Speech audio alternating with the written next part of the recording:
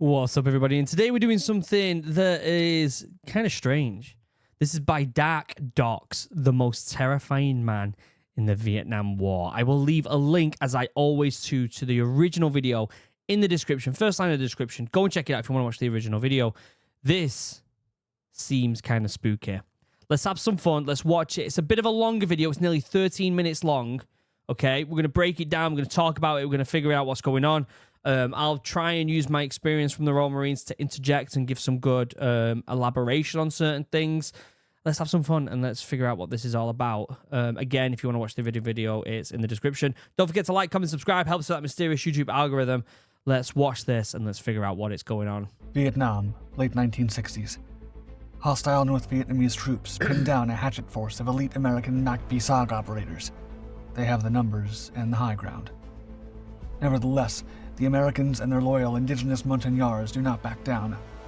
Staff Sergeant Jerry M. Schreiber. Do you know what's terrifying? Jungle warfare. Nah.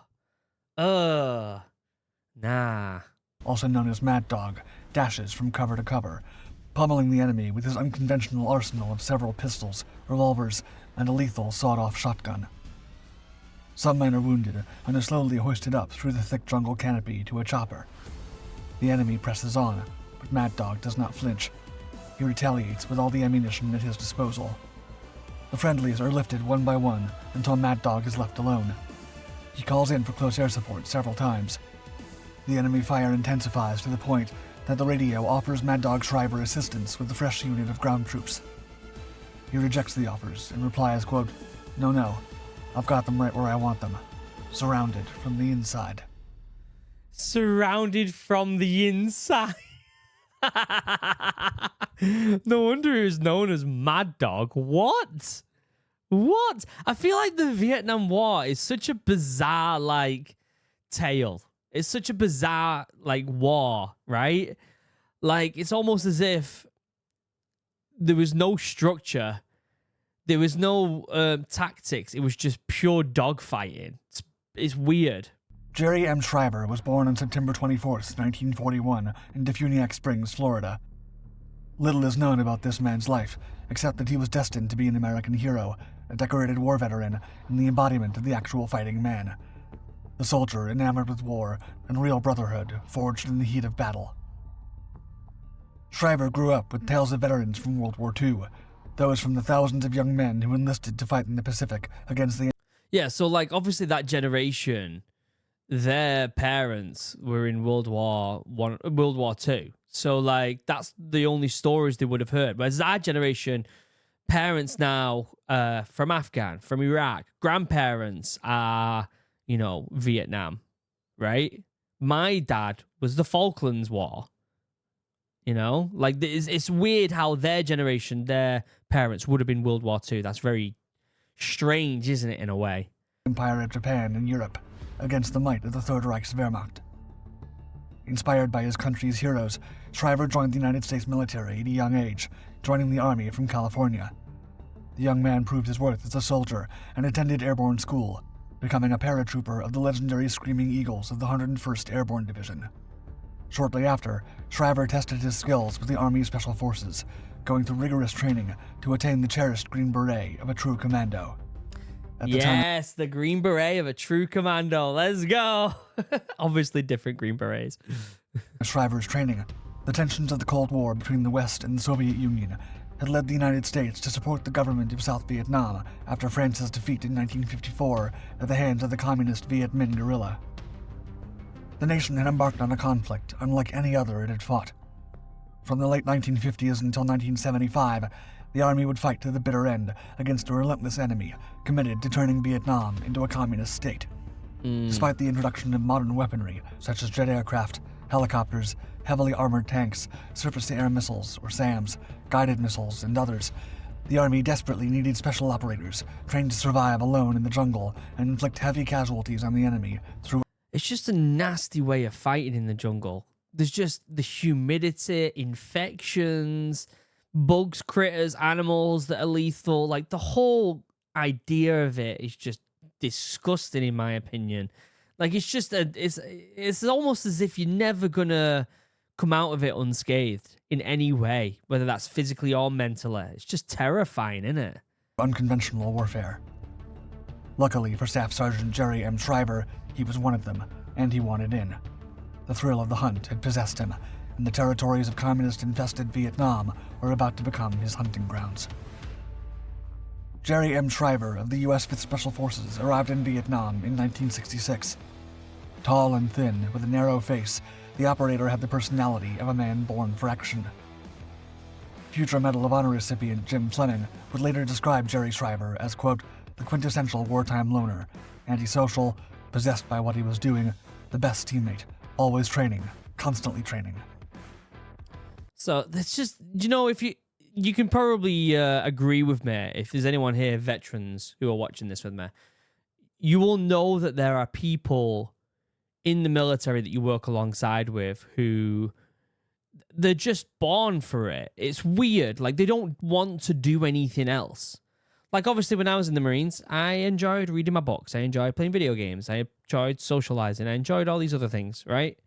There's some people that this is it. Like, their life. And they are also the unfortunate people that when they leave the military through age or injury or whatever, they're the ones that really struggle when they go on Civvy Street. They're the ones who don't know what to do with themselves. They struggle to integrate with real life, with normal life. They usually get themselves in trouble, or they get addicted to something, or they become homeless, or they're the ones who really struggle. But for some reason,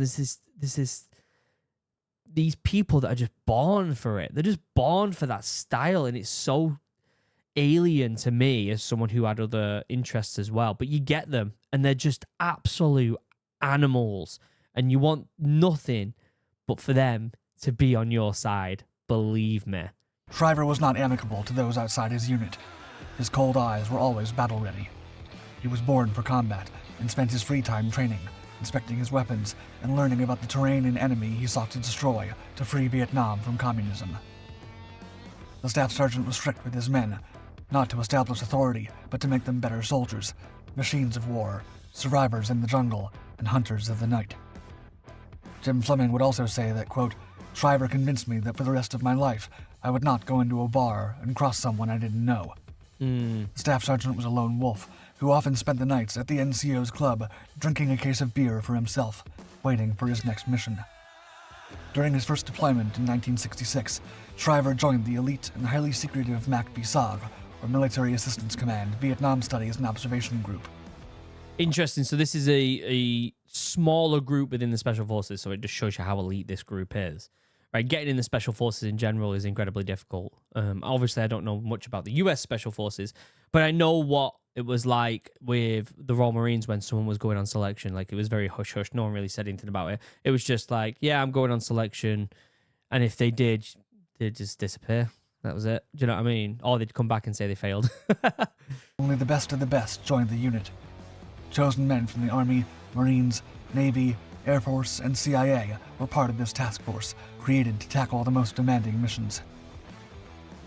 From 1966, and for almost 3.5 years, Shriver would keep extending his deployments as part of the battle frenzy that consumed him. He would spend over 1,000 days in Vietnam, getting to know its people, especially the Allied Montagnard forces. Shriver's exploits over the battlefield quickly earned him the nickname Mad Dog, and he truly lived up to it. Mad Dog's reputation grew after every mission. Shriver became addicted to the adrenaline of combat.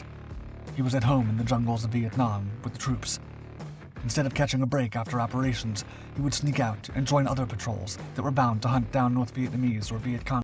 So he didn't want to just vibe. He didn't want to just chill with the lads. He decided he's going to crack on and do another one. This is what I'm saying. There's some reason there's just lads that are just boring. I had a good friend of mine who I used to drive back and forward from home because he lived nearby, and he was one of them people who was just a fitness freak, so good at fizz, didn't really socialize that much. And when I was leaving, he had selection for the Special Forces, and kind of comes with the territory. But after that, I never saw him again, never spoke to him again. Don't know what he's doing now. And it's kind of sad, really, because he was a good friend, but they just disappear, you know. And them type of lads, they're just born for it, aren't they? They are just born for it. This person obviously was in that group, wasn't he? Let me know if you're in the military. Do you know any of them lads? Because they're out there. Strongholds deep in the jungle. It is said that Shriver once took leave to get rest and recuperation, or R&R, except this was not his goal. Instead, the restless American warrior traveled to the Plei Jarung Special Forces camp to join another special operations team to fight alongside them. Holy. Most missions that MACB-SOG carried out were highly classified and remain so even now. But there's no doubt that Shriver saw some things beyond the familiar grunt. As the elite, MACB-SOG operators employed a unique Tiger Stripes camouflage uniform used by the South Vietnamese. Interesting. They also had access to special equipment, such as the Colt Commando carbines, state-of-the-art bows for stealth encounters, and a never-ending supply of the latest armament. They get all the good gear. Special Forces lads, they get all the good gear. Like most of the men from MACV, Shriver had a unique way of dressing up. When off-duty, a legend often exchanged his combat fatigues for a blue velvet smoking jacket and derby hat. Nevertheless, Shriver was always armed to the teeth. He knew there were communist infiltrators everywhere and never let his guard down, especially after gaining notoriety among the enemy due to his exploits. It was common for other operators to see Shriver armed with 4 to 6 pistols or revolvers on his person. Why? Just for the extra ammo? You need 4 to 6 extra pistols for? Come on. All of different calibers, from the old reliable and powerful M1911 to the lethal Magnum. Shriver's kit for combat operations was also unconventional. He, like others in MACV, would often employ enemy AK-47s, RPKs, and other guns that were not standard issue. It makes sense as a Special Forces kind of operative to use weapons that you don't have, especially if you get your hands on weapons that the enemies are using, because there's multiple different reasons here. Secondly, you're trained on a weapon that most people aren't trained on, which is really good, because if you find one of their weapons and you've got no ammo, you can use it. Secondly, if you run out of rounds and you come across an enemy that's dead and they've got rounds, it'll fit in your weapon. Their mags will fit in your weapon. Do you know what I mean? Like, there is good reasons to understand their weapons and what they're using and be comfortable with it. Shriver carried a sawed-off shotgun, suppressed World War II era M3 Grease gun, Oh my or god. 45 caliber M1A1 Thompson submachine gun. There is a unique account of Shriver's arsenal during his second tour in Vietnam, when he went to MACV-SOG's Command and Control North for a debrief about a mission near the DMZ. Captain Jim Storter recalled, quote, "He had pistols stuck everywhere on him. I mean, he had 5 or 6 .38 caliber revolvers." That's him right there. He had 5 or 6 .38 caliber revolvers. What? What? There he is there with a grenade on his chest. That's mental. The captain, bewildered about the sergeant's equipment, asked him, quote, "Sergeant Shriver, would you like a CAR-15 or M16 or something? You know the DMZ is not a real mellow area." Mad Dog grinned and laconically replied, quote, "No, those long guns will get you in trouble. And besides, if I need more than these, I got troubles anyhow." As time went by, the staff sergeant turned more eccentric. In 1968, the Vietnam veteran was forced by command for a mandatory rest period to the U.S. His teammate Larry White accompanied him to purchase a Marlin lever-action rifle chambered in the powerful .444 Marlin cartridge. Shriver did not plan on using such a powerful cartridge to hunt down grizzly and polar bears. Yeah, nah. He was thinking of taking down another type of prey. Shriver eventually shipped the rifle to MACV-SOG headquarters and said he would use it to bust bunkers and instill fear in the heart of the enemy. What? What? He shoots it himself. He's like, I'm going to use this weapon. With the massive exit wounds caused by the .444 Oh my Marlin god. cartridge.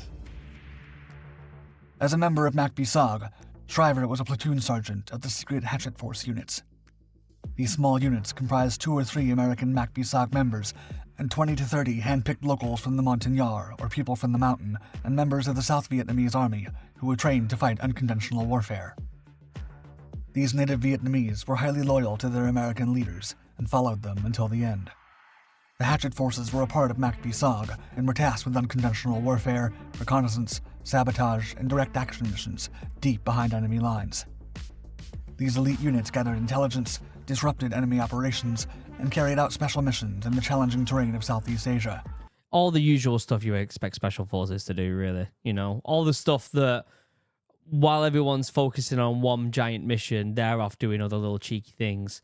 You know, doing things behind the scenes to maybe push the boundaries a little bit more, get more information, get more intel, figure out what's going on, so that the war as a whole can progress in different ways.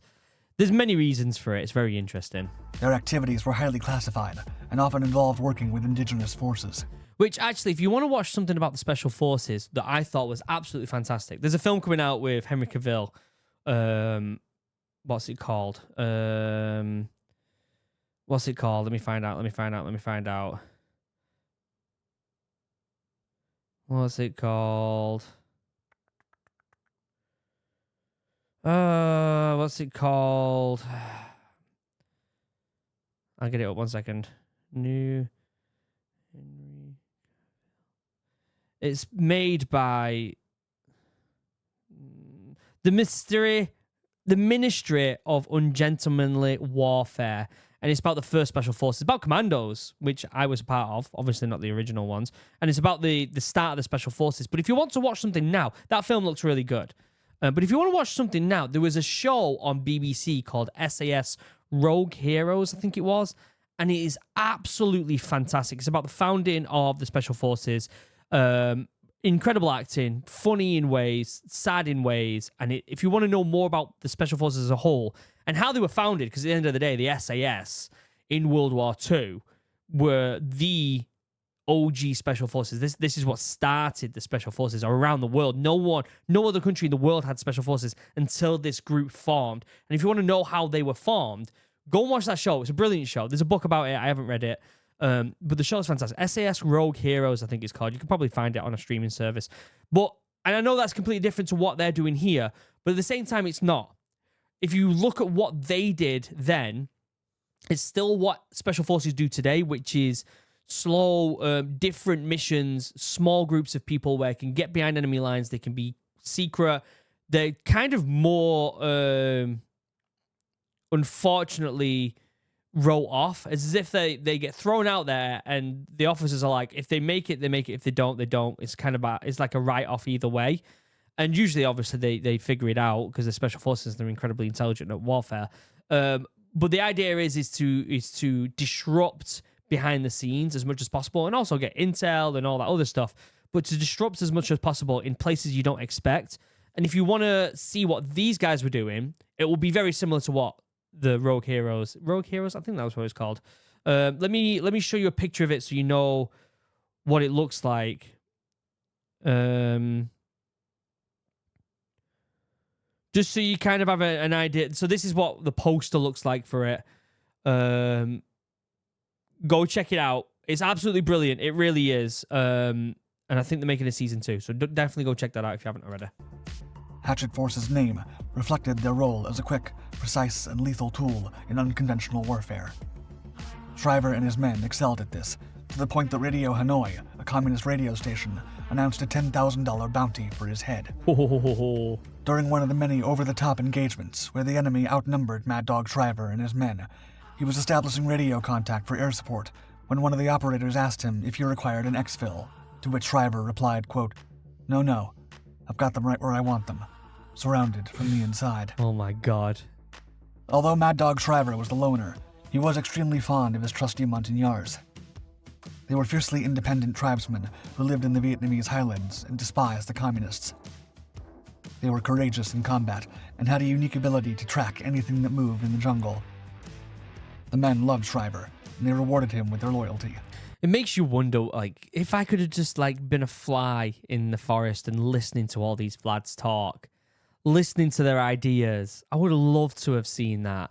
I don't want to be there. There's no way I'd want to be there in the thick of it. But just the conversations, the interests, the ideas, the tactics, I bet it was fascinating. In return, he spent most of his money on his men and their families. Food, clothing, and other donations were part of Shriver's constant flow of supplies to the mountain people. The Mad Dog spent most of his time with his Montagnards. He lived, ate, and slept inside their barracks. Besides his men, Shriver also had another friend, a large German shepherd named Klaus, whom he adopted in Taiwan. That's really cool. Shriver loved Klaus so much that upon learning of a cruel prank some NCOs played on his dog, force-feeding him with beer, Shriver walked into the NCO club with his .38 revolver and threatened the men.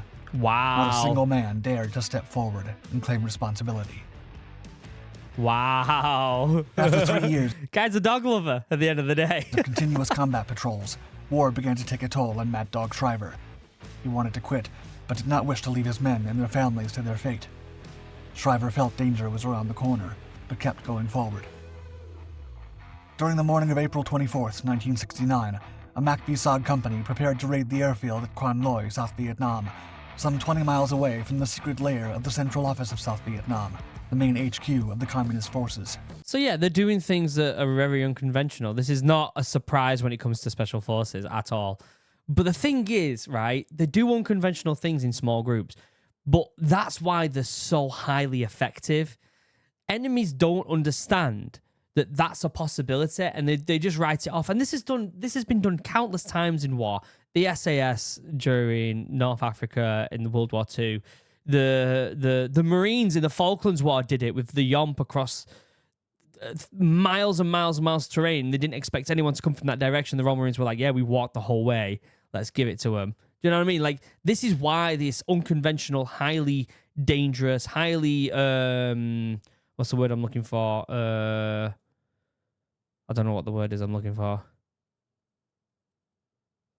Anyway, really dangerous, that's all I'm going to say, ways of fighting that are unconventional are usually the ways that enemies don't think are going to work, and they get done anyway. Do you get what I'm saying?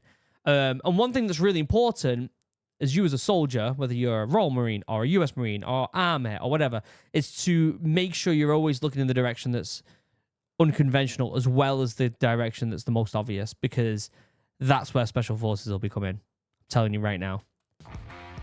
B-52 bombers had heavily pummeled the area, and it was now time for Mad Dog and his comrades to clean house. The operators were heavily armed and ready to get rid of the North Vietnamese garrison. Due to the secretive nature of the mission, Shriver and the rest of the MAC-VSOG operators were on their own. There was no air support, unless it was essential. Before boarding the chopper with his Montagnards, Shriver turned to one of his friends and said, quote, "Take care of my boy." He felt it was the last time he would see Klaus. Aww. One of the Hueys failed and had to turn back, leaving Shriver's 1st and 2nd platoons without valuable ground support. That's sad. As soon as the men landed, they were immediately pinned down by several concealed machine gun nests. Mad Dog estimated his platoon was surrounded by 6 enemy platoons hidden in the bunkers. It was up to Mad Dog and his Montagnards to relieve the pinned down men. He radioed the team that he would try to flank the machine gun positions, and immediately got to work. The fearless I wonder if he actually survived. warrior inspired his loyal mountain men and charged toward the enemy in place. I'm pretty sure I've watched something similar on a guy.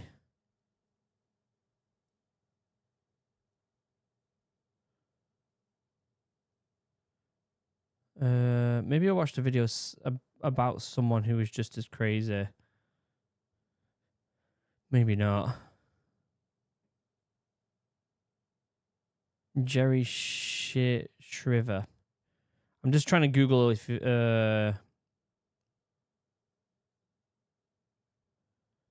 he survived, because there was a guy that was crazy during Vietnam and survived and wrote a book, and I watched that in a previous video. Maybe not. Maybe not. This guy must have died then. They began dashing through a hail of enemy bullets and grenades. Armed with an Uzi SMG, Mad Dog opened fire against the enemy while on the move to protect his troops, and they did the same for him. Once they approached the tree line, Mad Dog gathered his men, smiled at them, nodded, and they all threw grenades before venturing into hostile territory to shoot down the machine gun emplacement. That's terrifying, Mad Dog isn't it? Shriver was never seen again. Ah. In the following weeks, Hanoi repeated propaganda pieces narrating how they had finally captured and terminated Shriver, but no proof was ever given. Yeah. In the following weeks, the military sent a cleanup team to recover the fallen soldiers, but there was no sign of Shriver. He was less than 3 weeks away from finishing his 3rd tour of duty. Wow. Mad Dog was 27 years old when he was officially listed as missing in action. True to his spirit, the legend left behind a couple of dollars, his brave shepherd, Klaus, and his smoking jacket. Great video by Dark Docs. I'll leave a link in the description. Who was the one that I did a video of a while back? I'm not going to be able to find it in the amount of videos I've done. But there was someone who was known as someone crazy in the Vietnam War, but they survived, and there was a book wrote about him, and he died a few years back.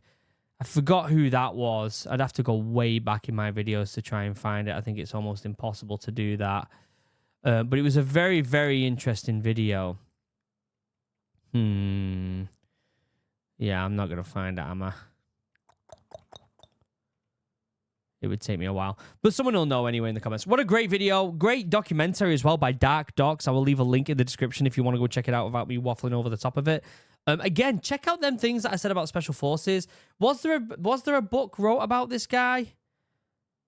Was there a book wrote about him? Let me have a quick look. I'll do it on the computer and then I can pull it up then. Mad Dog Jerry Shriver book. Yeah, I guess there is. Mad Dog, The Legend and Truth of Jerry Shriver. Interesting. I'll have to check it out. Let me know what you think in the comment section. I love hearing these legendary stories of soldiers like this. And let me know if you're in the military, if you know of any of them lads that are just so happen to be like born for it. Because there are people like that and it's very strange.